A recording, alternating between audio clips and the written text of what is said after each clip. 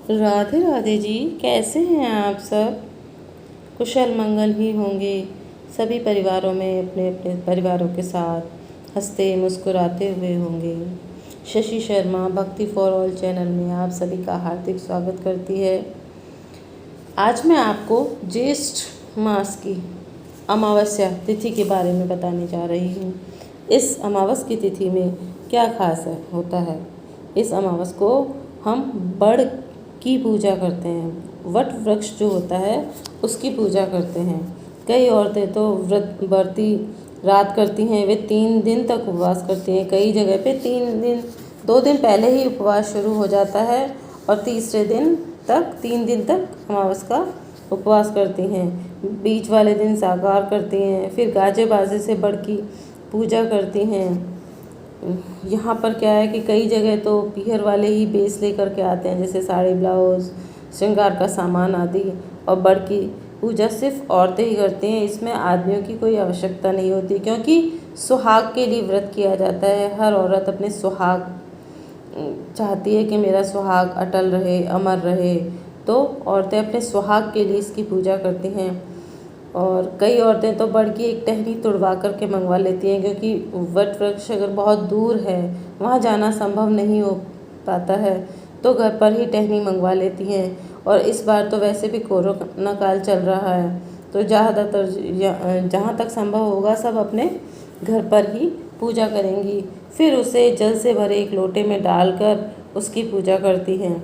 अपने यहाँ भी इस प्रकार पूजा करते हैं कि एक पाटा धो कर के, मतलब सबका अलग अलग सिस्टम होता है, सब अलग तरीके से पूजा करते हैं। जैसे कई जगह ऐसा होता है कि पाटा धो लिया और उस पर थोड़े से गेहूँ रखे, जल से भरा एक लोटा रख लिया, या फिर पाटे को जैसे साफ़ करके उस पर लाल कपड़ा बिछा लीजिए और उस कपड़े के ऊपर पे थोड़े से गेहूँ और उस गेहूँ रख करके उस पर एक जल से भरा हुआ लोटा रख लीजिए और उसमें एक बड़ की टहनी लगा लीजिए, है ना, डाल देते हैं या लगा लीजिए। और टहनी के पत्तों से गहने बनाकर पूजा के समय पहनते हैं। कई जगह जो पूजा करते हैं तो उससे एक दिन पहले ही, क्योंकि अमावस होती है तो अमावस के दिन हम सिर नहीं धो सकते हैं वट वृक्ष की पूजा के लिए, तो उससे एक दिन पहले हमें सिर धो लेना चाहिए। अच्छा सा वार देख करके सिर धो लें एक दिन पहले ही। जैसे अब की इस बार तो क्या है कि 10 जून को पड़ेगी, तो आप एक दिन पहले अमावस है, 10 तारीख को अमावस रहेगी, तो उससे एक दिन पहले हम सिर धो लें तो ज़्यादा सही रहेगा। अमावस के दिन न धोएं, एक दिन पहले मेहंदी लगा लें। अमावस को हलवा या लापसी बनाएं। कई जगह हलवा लापसी बनता है, तो कई जगह हलवा पूड़ी खीर पूड़ी इस तरह की चीज़ें बनती हैं। तो एक प्लेट में थोड़ा सा हलवा, रोली, मेहंदी, चावल, मोली या कच्चा सूत हो, एक छोटा सा लोटा पूजा के लिए जल व थोड़े से गेहूँ रख लें।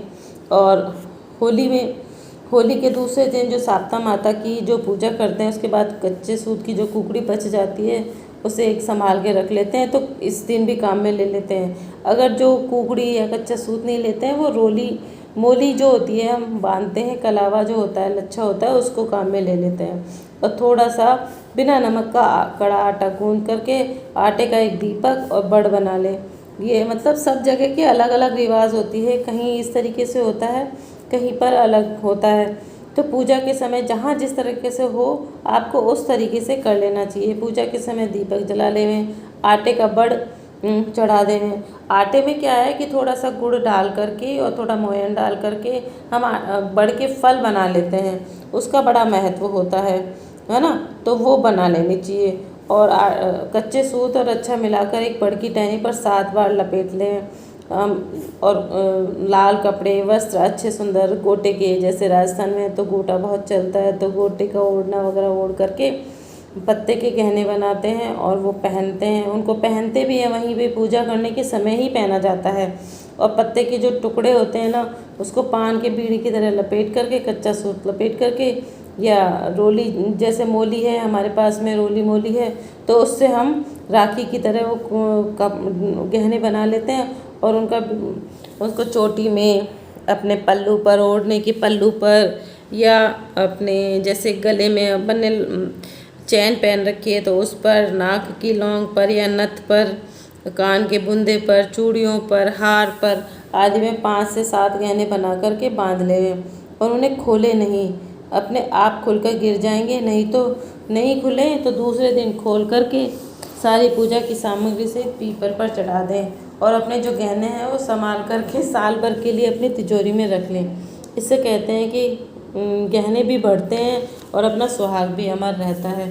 तो पूजा के बाद जो भी अपने बायना निकालते हैं अपने सासू जी को या ननद को या जो भी मान्य पक्ष है या ब्राह्मणी है उसको दे सकते हैं। इसमें एक चने का भी बड़ा विशेष महत्व माना गया है। तो रात को ही चने भिगो दें और अपनी पूजा की थाली में चने अवश्य रखें। चने हैं, गुड़ के जो अपन आटे के फल बना लेते हैं, ये सब चीज़ें अवश्य रखनी चाहिए। तो इसको बना करके कल्पना और ये सब चीज़ें कल्पना निकाल करके आप अपने दे सकते हैं और अपना श्रृंगार पूरा करके जाना चाहिए। जैसे मेहंदी आप एक दिन पहले ही लगा लेंगे, हाथ पे अच्छे से मेहंदी लगा लें, पैरों में महावर लगाएं और सारी चीज़ें अच्छे से चोटी वोटी बना करके सुंदर सभी इंतज़ार करते हैं कि सुंदर से लगें। हम पूरे सुहाग 16 श्रृंगार करके हमें पूजा करने के लिए जाना चाहिए। ये हम घर पे कर रहे हैं तब भी अच्छे से तैयार हों और अगर हम बाहर जा रहे हैं वट वृक्ष की पूजा करने तब भी हमें अच्छे से पूजा करने के लिए जाना चाहिए।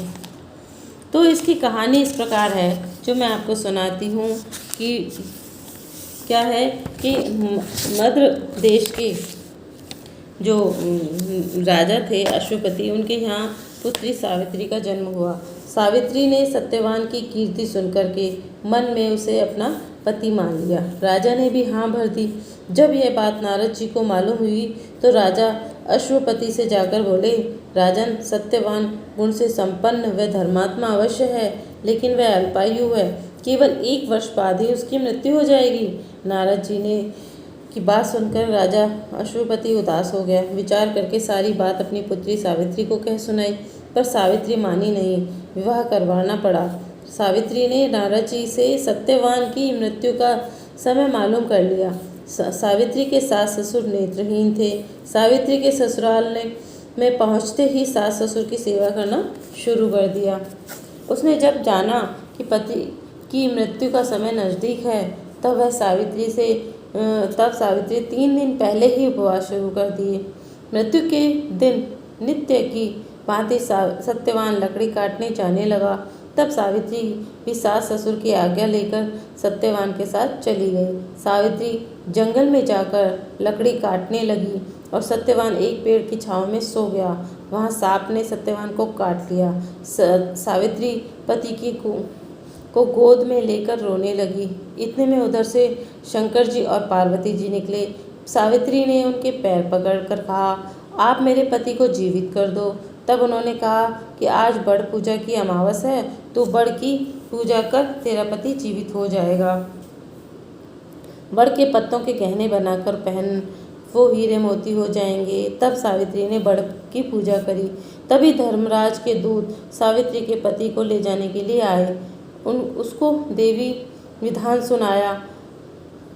उसकी निष्ठा और पति के प्रेम देख करके उन्होंने सावित्री को वर मांगने के लिए कहा। सावित्री बोली, मेरे सास ससुर वनवासी हैं, वे अंधे हैं, उन्हें आप ज्योति प्रदान करें। यमराज ने तथास्तु कहा और सावित्री से लौट जाने को कहा। यमराज की बात सुनकर सावित्री ने कहा, महाराज, आप पति वहीं जहाँ होगा पत्नी भी तो वहीं जाएगी ना, तो उसके पीछे पीछे चल दी है। देख, यमराज ने उसे और वर मांगने को कहा तो सावित्री बोली, मेरे ससुर का राज्य छिन गया है, वह उन्हें पुनः प्राप्त हो जाए। तो यमराज ने यह वर भी देकर सावित्री को लौट जाने को कहा, परंतु सावित्री ने पीछा नहीं छोड़ा। तब यमराज ने तीसरा वर मांगने को कहा तो सावित्री ने 100 पुत्रवती होने का वरदान मांग लिया कि मैं शत पुत्रवती हूँ। यमराज ने तथास्तु कह दिया। सावित्री फिर भी पीछे पीछे चली तो यमराज बोले, अब क्या चाहती हो? सावित्री बोली, मुझे पुत्रवती होने का वचन तो दे दिया, परंतु आप तो मेरे पति को लिए जा रहे हो। तब यमराज को अपनी भूल का एहसास हुआ, उन्होंने पता चला कि मैंने तो बड़ी भूल कर दी तथा वचन रखने के लिए उन्होंने सत्यवान के प्राण वापस कर दिए। सावित्री उस बड़ के पेड़ के पास आई जहाँ उसके पति का मृत शरीर पड़ा था। उसमें जीवन का संचार हुआ। सत्यवान उठ करके बैठ गया और बोला कि आज तो बहुत गहरी नींद आई। बैठ गया, फिर बोला कि बहुत गहरी नींद आई। तो सावित्री ने कहा कि ऐसी जैसी नींद आपको आई, ऐसी नींद किसी को नहीं आनी चाहिए। लेकिन ठीक है, दोनों जने अपने घर आ गए। घर आकर के देखा तो माता पिता को दिखाई देने लगा। दिव्य ज्योति वाले वह राजवैभव युक्त पाया। वहाँ पर एक महल खड़ा हो गया। तो इसके बाद सत्यवान सावित्री ने 100 पुत्रों के साथ चिरकाल तक अखंड सौभाग्य व राज्य सुख को प्राप्त किया। जिस तरह सावित्री को पुत्र सुख व अखंड सौभाग्य दिया, भगवान वैसा सभी को दे। इस कथा के बाद में एक गणेश जी की छोटी सी कथा और सुन लेनी चाहिए, जिससे क्या है कि सही रहता है। तो राधे राधे जी। गणेश जी की, विनायक जी की कथा मैंने पहले सुनाई है, तो आप जाकर के सुन सकते हैं। तो राधे राधे जी। राधे राधे।